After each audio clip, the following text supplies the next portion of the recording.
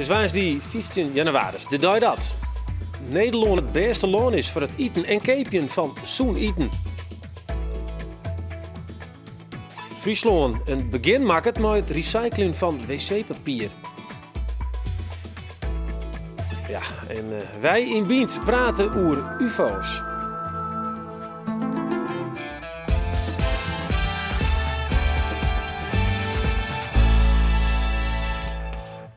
Goeie en welkom bij Bient. De opkomst van robots in de zorg is een ontwikkeling die uw zakkundige Evert Fokkema net zo blied mee is.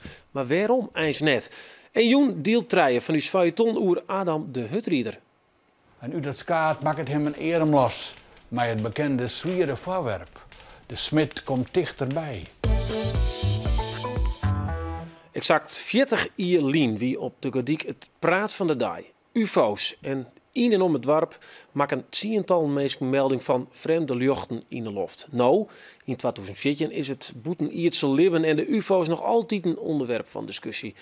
In dit boek, en de titel zei het al, UFO's bestaan gewoon, liet rond de 40 deskundigen confirmeren alle voorzichtigheid achter hem. Er is meer tussen hemel en aarde. Ja, welkom. Hallo. U geeft vanavond de lezing in Jouweren. Jazeker. En voor de duidelijkheid, u bent dokter-ingenieur en lucht- en ruimtevaartzaakkundige, dus is niet zomaar wat. U gelooft echt dat er UFO's bestaan? Ja, absoluut. Ik heb me een aantal jaren geleden verdiept in het onderwerp aan de hand van YouTube-filmpjes die studenten opsturen, waar vanuit de Space Shuttle met het NASA-logo in beeld objecten worden gezien door de astronauten, waarover gesproken wordt als buitenaardse voertuigen. Studenten van? De TU Delft. TU Delft, ja. Dus toen ben ik me eens flink gaan verdiepen en ik heb ontdekt dat uit mijn vakgebied ongelooflijk, en dan moet je denken aan vele duizenden getrainde waarnemers, dan moet je denken aan astronauten, maar ook piloten en luchtverkeersleiders, die bijzondere ervaringen hebben, dat goed moeten kunnen waarnemen, want dat is hun vak. En als zij daarover willen praten, dan krijgen zij geen gehoor. En ik vond het de tijd dat we daar eens met elkaar een serieus debat over zouden starten. Dus u bent een wetenschapper die nu gaat onderzoeken of het echt waar is, ja of nee? Nou, het echte onderzoeken, dat kan helaas niet, want de wetenschap doet hier nog steeds geen onderzoek naar. Maar ik heb inmiddels wel een aantal duizenden uren op zitten om dit onderwerp eens heel goed te bestuderen. En ik heb heel veel getuigen uit het dossier, heb ik persoonlijk gesproken. Ja, en dan komt er zo'n boek en dan denk je van, ja, wat is dat van waar? Altijd die skepsis die eromheen hangt. Ja. En dan vorige week op NOS zie ik een bericht in Bremen. Wat is daar aan de hand? Nou, een dag tevoren was er zelfs een bericht dat er ook afgelopen zomer boven Heathrow, het vliegveld van Londen, een UFO is gesignaleerd en waar de piloot heel erg van schrok. En dat is alleen al reden om de luchtveiligheid, het is een luchtveiligheidsprobleem zou je kunnen zeggen. En een dag later stond inderdaad dat het vliegveld van Bremen, een internationaal vliegveld, 3 uur lang is stilgelegd, omdat er een UFO boven de baan hangt. En daarvan heb ik gezegd van jongens, je legt niet zomaar een vliegveld stil. Dat is heel kostbaar.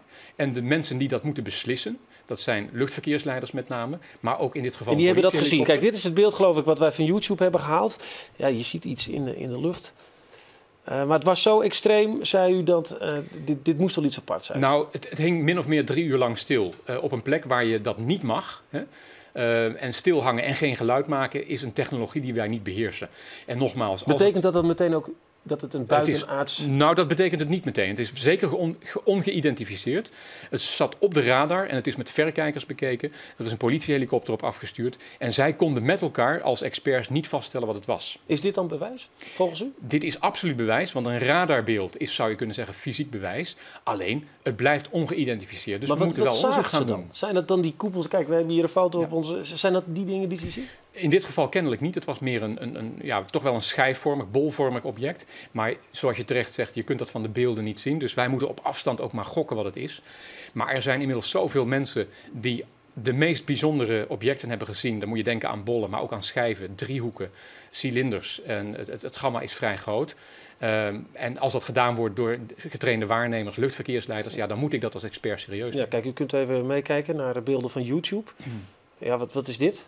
Ik heb geen idee. Dat is echt heel moeilijk Dit ziet er allemaal zo nep uit, moet ik zeggen. Ja, dat is het niet. Want ik heb die vormen zelf ook wel eens waargenomen in de wolken. Maar goed, dat is een wolkenformatie die heel uitzonderlijk is. En waarvan, dit zijn duidelijk... Dit wordt vaak gezien. Wat is dit dan? Dit zijn bollen die wel of niet op radar verschijnen.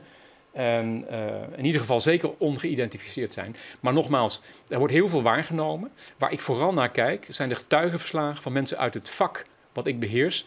lucht- en ruimtevaart, die vaak ook heel veel informatie hebben achter de schermen. Dan moet je denken aan militairen bijvoorbeeld, die aan het einde van hun leven hun verhaal willen doen, terwijl ze heel hun leven geheimhouding hadden moeten betrachten. En die duidelijk vertellen van dit is er gebeurd, dat is er waargenomen. En wij mochten dat niet vertellen. Waarom denkt u dat wij dit niet mogen weten?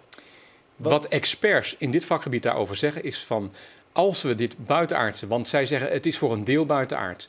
Als dat dossier open gaat, dan verandert heel onze wereld. En dan moet je denken aan andere energievormen, andere vormen van natuurkunde zou je kunnen zeggen. Maar ook over andere transportmiddelen. Want u gelooft echt dat het vanuit een andere planeet moet komen? Ja, in dit geval wel. Kijk, als je puur alleen naar de objecten kijkt en wat zij kunnen, hè, en op radar is objectief aan te tonen dat ze vaak hele grote afstanden in korte tijd overbruggen, dan moet je denken aan 30.000 km per uur. Dat kunnen wij niet. Dus als iemand of iets het wel kan, wil ik het sowieso weten. Omdat u ruimtevaartdeskundige bent? Precies, want dat wordt niet gedoseerd aan de universiteit. Oké, even een geval hier in Friesland. De Gediek. Ik zou het krekel in de onkondiging. Er gebeurden 40 jaar aparte dingen in de lucht. Eind januari van het jaar worden voor het eerst bijzondere zaken waarnomen. 2 broers zeggen rare jochen. In het dorp wordt er skamperode in. Maar al gauw zeggen meer mensen dingen die het net te verkennen binnen. En dan gaat de sa. Hij staat heel stadig aan. En dan gaat er boven is home. Hij maakt een hoek van 90 graden. En hij die kant weer uit. Stadig aan steeds maar naar lange slaag. Hè? Ja. Sportpark. Wat ik dus zei, dat weer een apart luchtverschil in de lucht. Want het oor weer als oors. Je zegt alleen nog door de jacht. Ja, het is heel donker. Ja. Wat ik dus jong had, dat had ik met mijn eigen jong. En dan kan je er wel hele grote Wild West verhalen omheen hangen. Maar ik had geen vliegende schotels jong. Ik had geen vreemde ruimtewezens jong. Ik had echt een apart object in de lucht jong. Meestal zijn letterlijk zin is, jongen, dat het een helikopter geweest. Ja. Of dat het een vliegtuig geweest of zo. Maar ik zei, jongen, maar dat kan niet. Nee. Want als het dat geweest hier, dan hier het wel zo'n ander ook griezeligs de lawaai maatje maar. En het is stil.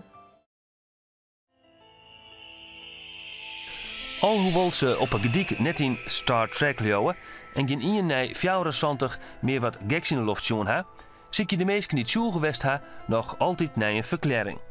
Wat had het nou west? Ik denk net dat we hier al links binnen. Nee, in het hele dat, nee, die overtuiging had ik wel. En ging je dat voor die tijd ook al? Nee. De meest zoveel dingen die er gebeuren, die je net verklaren kennen. Maar misschien komen we er ooit nog eens een keer achter wat het geweest is. Waarom zou het net kennen? Ja, dat zeg ik nog steeds. Waarom zou het net kennen? Deze tafel Pieter Dijkstra. Hij maakte 40 jaar wat heel apart mooi. Dit gebeurde op een Gediek en kwart ten nooi hier jou je eerste ervaring. Wat kun je jou daarover vertellen? Ja, dat weer in 13 oktober, hetzelfde hier, op een snijn. Ik weer op bezoek bij mijn zuster in de Lemmer. De jongens vertrokken we, mijn vrouw en de band in de auto. En Edwin zuster, en we starten op en we weer vlak zo'n beetje boeten de Lemmer. Toen we een grid, ja, je kunt inderdaad zo wat zeggen, zo'n soort schuttel. Onkomen vlaan zeggen, mijn verlichting eronder. En die bleven voor die zingen. En toen wisten we niks meer. Maar toen wij bij bewustzijn kwamen, toen stien we in het loon. Boeten de Lemmer, en heel en verder. Met de auto? Met de auto. We weten net hoe we er komen binnen, dat weten we net. Maar ik hier wel het bewustzijn, ik wil waarom, of een soort drift die dat misschien, ik wil waarom dat plak waar ik dat ding jongen had, want hij weet er net meer. Ik ben waarom rieden. En we staan daar, we draaien naar de auto, en daar kwam het ding weer aan. En daar stier voor ons.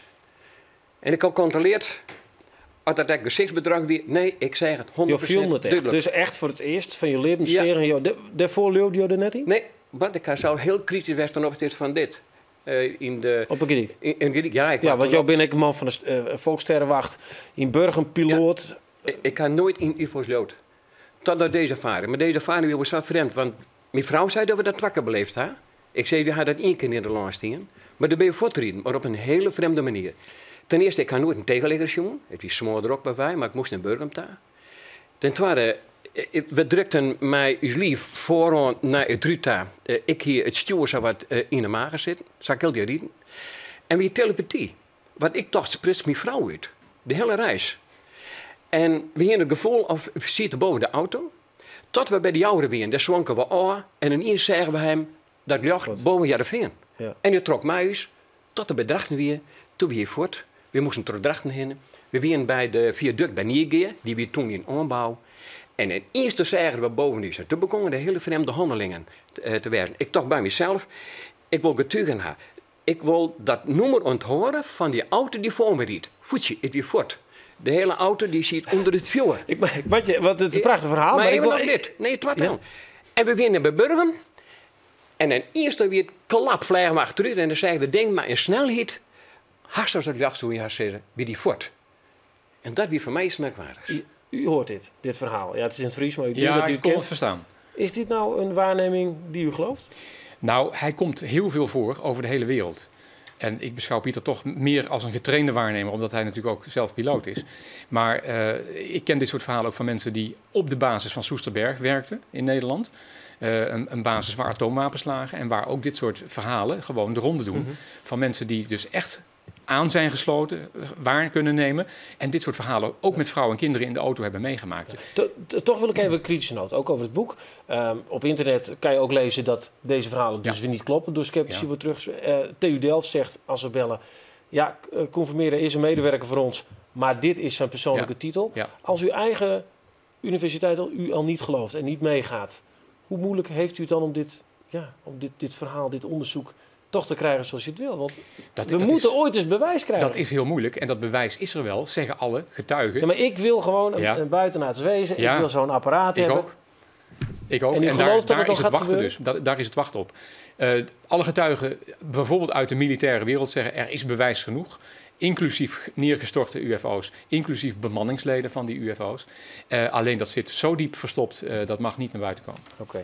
Vanavond. Voor de mensen die bij u komen nog veel meer. Dijkstra, nee, ik met Pieter. Ja, sorry Dijkstra, zei het eens. Ja, ik maak nog wat rond. De versnellingsbak op dat moment van de auto nooit weer goed geweest. De films in de auto die weer zwart. De radio die had altijd stoort. Nooit had iemand wat vinden kennen, waardoor de oorzaak weer. Maar je hebt er nooit weer wat jongen? Nee, en ik was ook net wegje. Oké. Nou, tegen dank in ieder geval voor je verhaal. Ja, de mannen van het Frieske boek. In september dan pas. Maar dat zal dit hier volslaan in het tekensteen van oude volksverhalen. En dit is de hele week al verteld. Masterverteller Douwe Kootstra, een van de verneemste Frieske volksverhalen. Dat van Adam de Hutrieder. En nou staat Adam Hutrieder eeg in eeg met de deerzolle van de smid van Jennewoord. Hij springt wel, maar komt van de rane te lane. En in één keer gaat de kop van de romp. En als Adam dat zocht, dan denkt hij, ha, ik ga het redden. Maar dan had het boeten de smid van Jennewoord rekenen.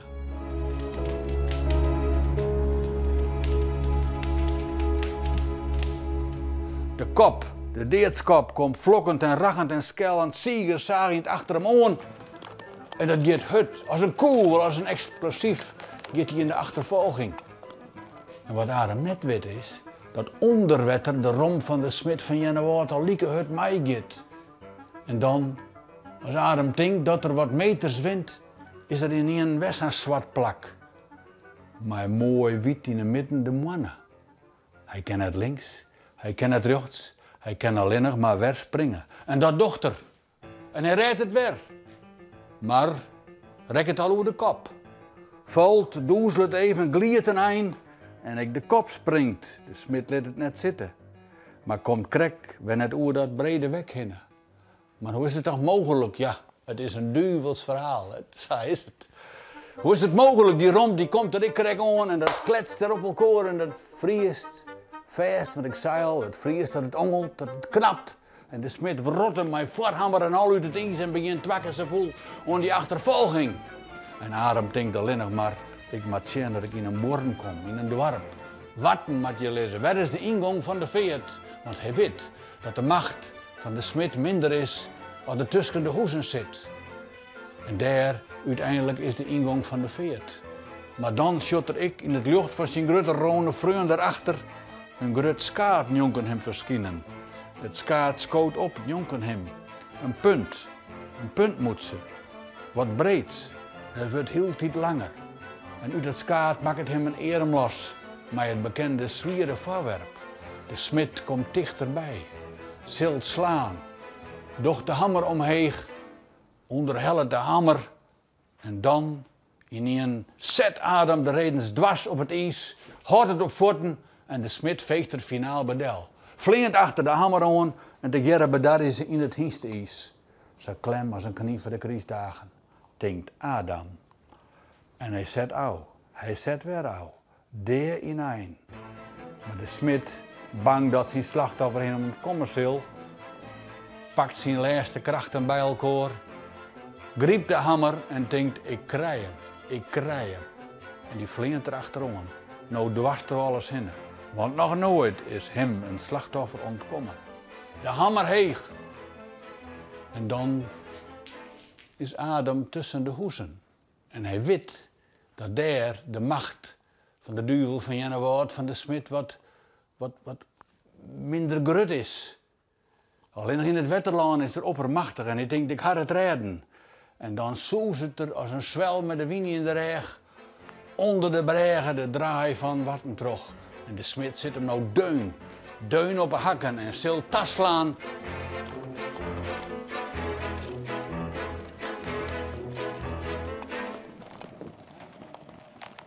Ja, we zorgen we hoe het vierde keer met Adam en de smid.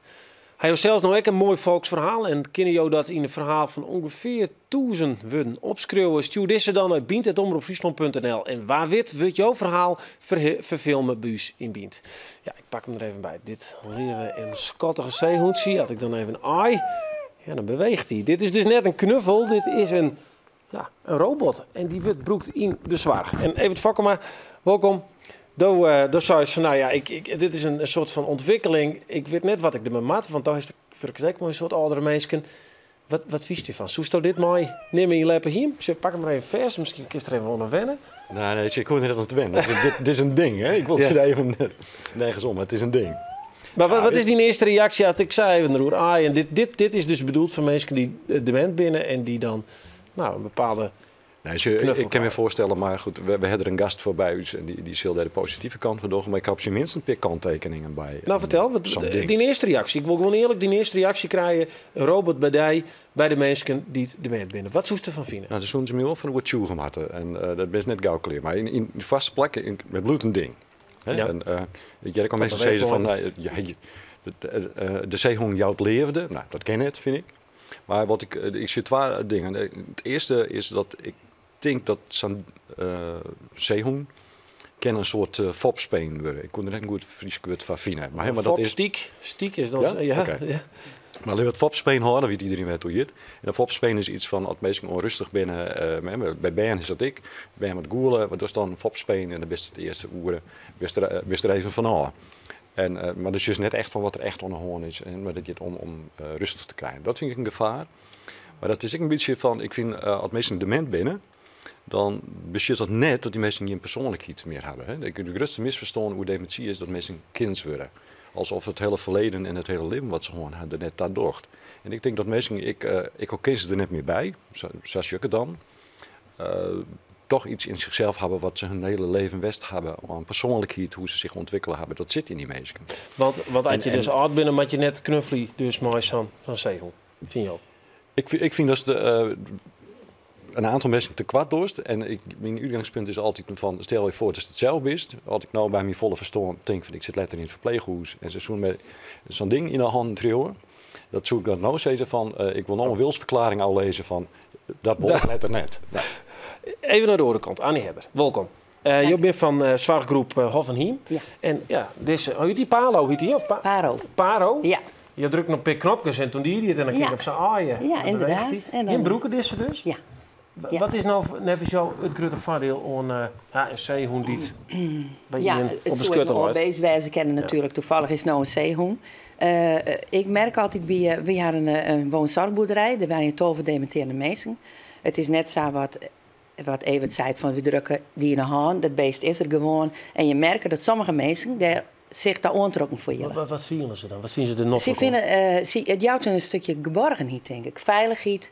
Ja, jouw aaien direct als ze leven. Ja, als ik er maar zit, dan begin kijk ik altijd, ik praat rijk, ik dan wat zien.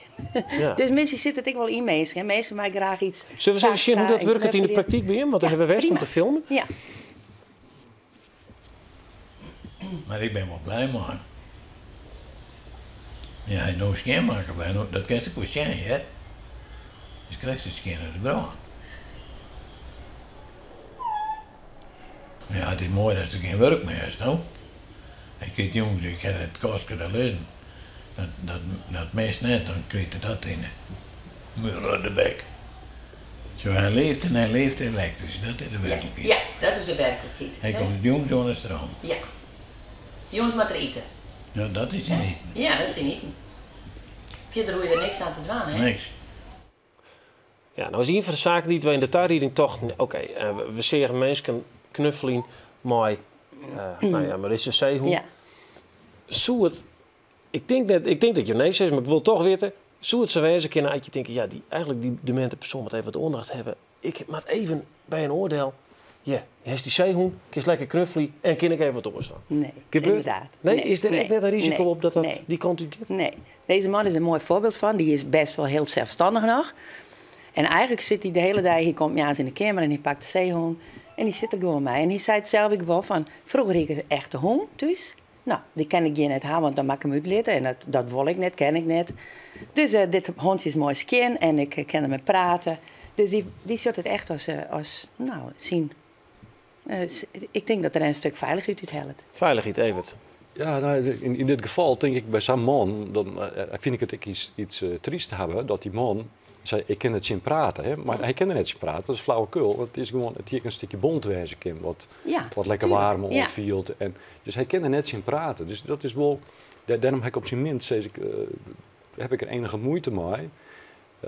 Dat mensen, ik vind mensen, ik had binnen 90 of 100 en ik op wisse de min, ben wel volwaardige mensen. En dan was de mensen, ik dan bevestigd in het idee dat ze het zien praten kennen, ik op binnen net heel erg diep dement.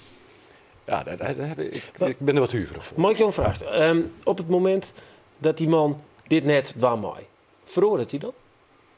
Nou, ik heb nou mijn naam. Nee, maar die man, die wil ik zeggen. Als hij er net aan zit, wat gebeurt er dan maar? Is hij oors? Nee, net echt. Dat net dan zit onrustige van? Nee. Het jouwt bij sommige mensen wel kennen het wel rustig aan. Ik bedoel, daar reed ik een vrouw bij om, die had een pop, mijn naam. En die zie ik zo uit haar pop op. En het is helemaal net omdat mensen dan weer kindswerf staan. Het is iets wat bij dementie en steeds meer boekjes dicht. Dus de mensen die vinden het ook fijn om weer omkeer te gaan in die tijd. Dat ze hun been verzwaren of zo. Wat kost het tussen nou?